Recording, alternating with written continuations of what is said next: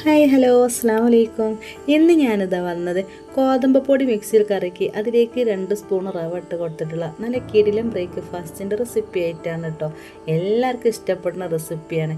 അപ്പോൾ എങ്ങനെയാണെന്ന് കണ്ടു നോക്കിയാലോ.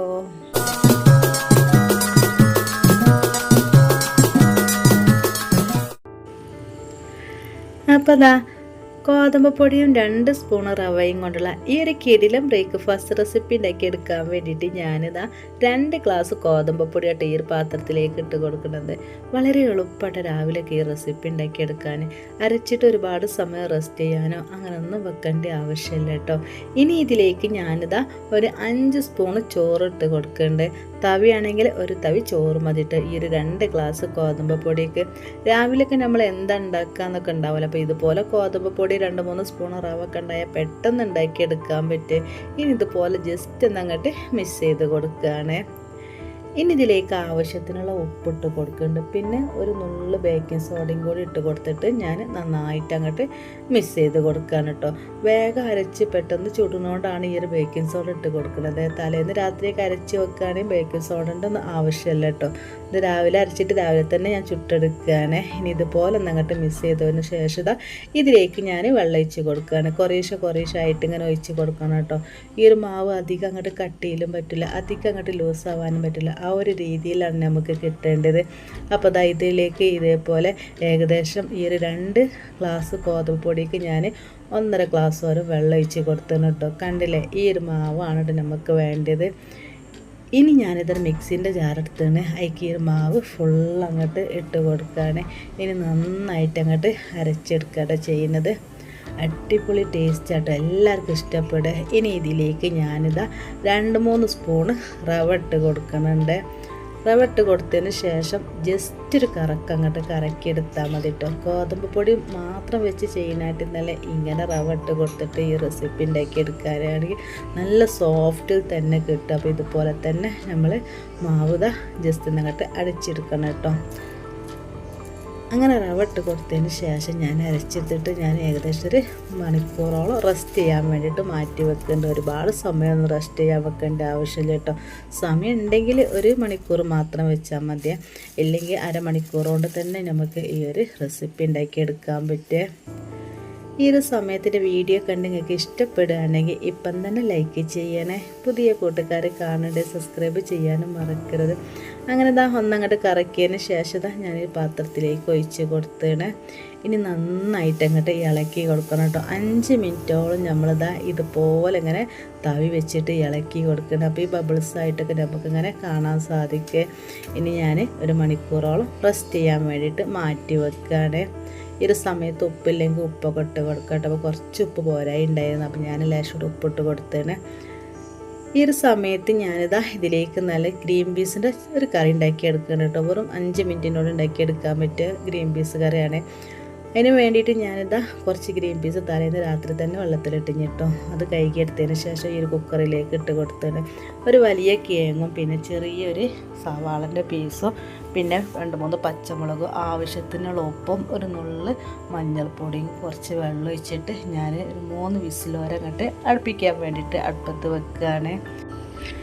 അപ്പത്തിന് ചപ്പാത്തിക്കും ചോറിനൊക്കെ ബെസ്റ്റാണ് കേട്ടോ. ഇങ്ങനെ ഗ്രീൻ പീസ് കറി ഉണ്ടാക്കിയെടുക്കുകയാണെങ്കിൽ അങ്ങനെ അതങ്ങോട്ട് വിസിലടുപ്പിച്ച് മാറ്റി വെച്ചിട്ട് ഒരു പാൻ അടുപ്പത്ത് വെച്ചിട്ട് ഈ ഒരു സമയത്തേക്ക് കുറച്ച് വെളിച്ചെണ്ണ ഒഴിച്ച് കൊടുത്തത്. പിന്നെ സവാളിൻ്റെ ചെറിയൊരു പീസ് ഇതുപോലെ വളരെ നൈസായിട്ട് അരിഞ്ഞിട്ട് അതും കൂടി ഈ ഒരു സമയത്ത് ഇതിലേക്ക് ചേർത്ത് കൊടുത്തതാണ്. ഇനി ചെറിയ ഉള്ളിയാണെങ്കിൽ 8-10 ഇതുപോലെ ചെറുതാക്കി അരിഞ്ഞിട്ട് അതും കൂടി ചേർത്ത് കൊടുക്കുക കേട്ടോ. ഒരു സൈഡിലേക്ക് ഇതുപോലെ അങ്ങോട്ട് നീക്കിച്ചതിന് ശേഷം 1/2 സ്പൂണ് കടുക് ഇട്ട് കൊടുക്കുന്നുണ്ട്. ഈ കടുക് പെട്ടെന്നൊക്കെ പൊട്ടി പൊരിയാൻ വേണ്ടിയിട്ട് ഇതുപോലെ ഉള്ളി അങ്ങോട്ട് സൈഡിലേക്ക് ഇങ്ങനെ നീക്കി കൊടുത്താൽ മതിയേ. പിന്നെ പൊട്ടി പൊരിഞ്ഞതിന് ശേഷം കുറച്ച് കറിവേപ്പിലയും കൂടി ഇതിൻ്റെ കൂടെ തന്നെ ഇട്ട് കൊടുക്കണം കേട്ടോ. എളുപ്പമാണ് കേട്ടോ ഇങ്ങനെ കറി ഉണ്ടാക്കിയെടുക്കാൻ. രാവിലെയൊക്കെ നമ്മൾ സ്കൂളിൽ പോകുന്ന മക്കളൊക്കെ ഉണ്ടാവുമല്ലോ, അപ്പോൾ ഒരുപാട് സമയമൊക്കെ വേണമല്ലോ. അപ്പോൾ ഇതുപോലെ ജസ്റ്റ് ഒന്നങ്ങോട്ട് കുക്കറിൽ വിസിലടുപ്പിച്ച് ഇങ്ങനെ ഉണ്ടാക്കിയെടുത്ത് വെക്കാൻ അടിപൊളി ടേസ്റ്റാണ്. അങ്ങനെ ഇതിലേക്ക് നമ്മൾ വിസിലടുപ്പിച്ച് വെച്ച് ആ ഒരു ഗ്രീൻ പീസും കിഴങ്ങും ഈ ഒരു സമയത്ത് ഒഴിച്ച് കൊടുക്കട്ടെ. നിങ്ങൾക്ക് വെള്ളം എത്ര വേണം അതിനനുസരിച്ച് വെള്ളം ഒഴിച്ച് കൊടുക്കുക. നല്ല കട്ടിയിൽ വേണമെന്നുണ്ടെങ്കിൽ ഇത്ര മതി കേട്ടോ. ഇതിലേക്ക് ഒരു സമയത്ത് ഞാൻ കുറച്ച് മല്ലിച്ചപ്പ് കരിവേപ്പിലൊക്കെ അതിൽ പോലെ ചെറുതാക്കി അരിഞ്ഞിട്ടും കൂടി ഇട്ട് കൊടുത്തേനെ. അപ്പോൾ അതാണ് നമ്മളെ ഈ ഒരു കിടിലും ഗ്രീൻ പീസ് കറി റെഡി ആയതിന് അടിപൊളി ടേസ്റ്റായിട്ട് ഇങ്ങനെ ഉണ്ടാക്കിയെടുക്കുകയാണെങ്കിൽ എനിക്ക് കുറച്ച് എരിയൊക്കെ വേണമെന്നുണ്ടെങ്കിൽ കുരുമുളകൊക്കെ ഈ സമയത്ത് ഇതിലേക്ക് ഇട്ട് കൊടുക്കാം കേട്ടോ. അപ്പോൾ ചെറിയ മക്കളെ കഴിക്കാനുള്ളതുകൊണ്ട് ഞാൻ കുരുമുളക് പൊടി ഒന്നും ഇട്ട് കൊടുത്തിട്ടില്ലേ. അപ്പോൾ അതാ കണ്ടില്ലേ. അപ്പോൾ അതുതന്നെ നമ്മളെ ഈ ഒരു മാവ് ഏകദേശം 1 മണിക്കൂറോളം ഞാൻ റെസ്റ്റ് ചെയ്യാൻ വേണ്ടിയിട്ട് മാറ്റി വെച്ചിരുന്നല്ലോ.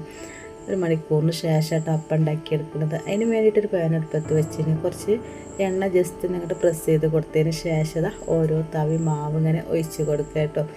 ചപ്പാത്തിക്കാൾ രസമായിട്ട് ഇങ്ങനെ ഉണ്ടാക്കിയെടുക്കുകയാണെങ്കിൽ ഈ ഒരു റവ ഇട്ടുകൊണ്ട് നല്ല സോഫ്റ്റിലും നമുക്കിതാ ഈ ഒരു അപ്പം കിട്ടും. ഇനി ബബിൾസ് ഇങ്ങനെ വന്നതിന് ശേഷമായിട്ട് നമ്മൾ മൂടി വെക്കേണ്ടത്. അപ്പം തന്നെ നമുക്കിതാ ഈ ഒരു അപ്പം റെഡിയായി കിട്ടുക. എളുപ്പമാണ്. ഇതിന് മുകളിലായിട്ട് കുറച്ച് നെയ്യോ ഓയിലോ ഇതുപോലെ ജസ്റ്റ് അങ്ങോട്ട് പ്രസ് ചെയ്ത് കൊടുത്തതിന് ശേഷം നമ്മൾ ഈ ഒരു കിടിലും അപ്പം റെഡി ആയിട്ട് ചൂടാറുന്നതിന് മുന്നേ തന്നെ കഴിക്കുകയാണെങ്കിൽ കറിൻ്റെ ഒന്നും ആവശ്യമില്ല കേട്ടോ. അങ്ങനെ ഓരോന്നോരോന്ന് ഞാനിതാ ഈ ഒരു തവി മാവ് ഒഴിച്ച് കൊടുത്ത് ഇങ്ങനെ ഉണ്ടാക്കിയെടുക്കുകയാണ്. നമ്മൾ ശ്രദ്ധിക്കാനുള്ളത് പരണ സമയത്ത് തീയൊന്ന് കൂട്ടി കൊടുക്കുക, പിന്നെ തീയൊന്ന് കുറച്ച് കൊടുക്കണേ. ഇങ്ങനെ ബബിൾസ് ആയതിന് ശേഷം മാത്രം മൂടി വെക്കാൻ പറ്റുള്ളൂ കേട്ടോ. അപ്പോഴേ നമുക്ക് ആ ഒരു ടേസ്റ്റിലും കാണാനൊക്കെ നല്ലൊരു ഭംഗിയാണ്. നല്ലൊരു അപ്പമാണ്. രാവിലെയൊക്കെ എളുപ്പത്തിൽ നമുക്ക് ഉണ്ടാക്കിയെടുക്കാൻ പറ്റുക. നെയ്യാണെങ്കിൽ അടിപൊളി ടേസ്റ്റാണ് കേട്ടോ. ഞാനിതാ കുറച്ച് ഓയിലാണ് ഇതുപോലെ ജസ്റ്റ് അങ്ങോട്ട് പ്രസ് ചെയ്ത് കൊടുക്കുന്നത്. അങ്ങനെ ഞാൻ ഓരോ അപ്പം റെഡിയാക്കും. നല്ല ബബിൾസൊക്കെ വന്നാൽ നല്ല സോഫ്റ്റ് അപ്പാണ്. അപ്പോൾ റവ ഇട്ട് ഇങ്ങനെ നിങ്ങൾ ഉണ്ടാക്കി നോക്കിയിട്ടില്ലെങ്കിൽ എന്തായാലും ഉണ്ടാക്കി നോക്കണേ. എളുപ്പമാണല്ലോ. ഒരുപാട് സമയം റെസ്റ്റ് ചെയ്യാനും വെക്കേണ്ടതെന്ന് ആവശ്യമില്ലേ. അപ്പോൾ അതാ കണ്ടില്ലേ. അങ്ങനെ നമ്മളെ ഈ ഒരു കിടിലം ബ്രേക്ക്ഫാസ്റ്റ് റെഡിയാണ്. എല്ലാവർക്കും ഇഷ്ടപ്പെട്ടിട്ടുണ്ടാവുമെന്ന് വിചാരിക്കുകയാണ്. ഇഷ്ടപ്പെടുകയാണെങ്കിൽ വീഡിയോക്ക് ലൈക്ക് ചെയ്യാൻ മറക്കരുത്. പുതിയ കൂട്ടുകാർ കാണേണ്ടത് സബ്സ്ക്രൈബ് ചെയ്യാനും മറക്കരുത്. ഇതുപോലൊക്കെ ഉണ്ടാക്കി നോക്കിയിട്ട് അഭിപ്രായങ്ങളൊക്കെ നമ്മൾ കമൻറ്റ് ബോക്സിൽ അറിയിക്കണേ. അപ്പോൾ ഇന്നത്തെ വീഡിയോ ഇത്ര തന്നെ ഉള്ളത്. ഇൻഷാ അല്ലാഹ് ഇതുപോലത്തെ റെസിപ്പികളൊക്കെ ആയിട്ട് ഇനിയും വരാം. ഇവരെല്ലാവരോടും അസ്സലാമു അലൈക്കും.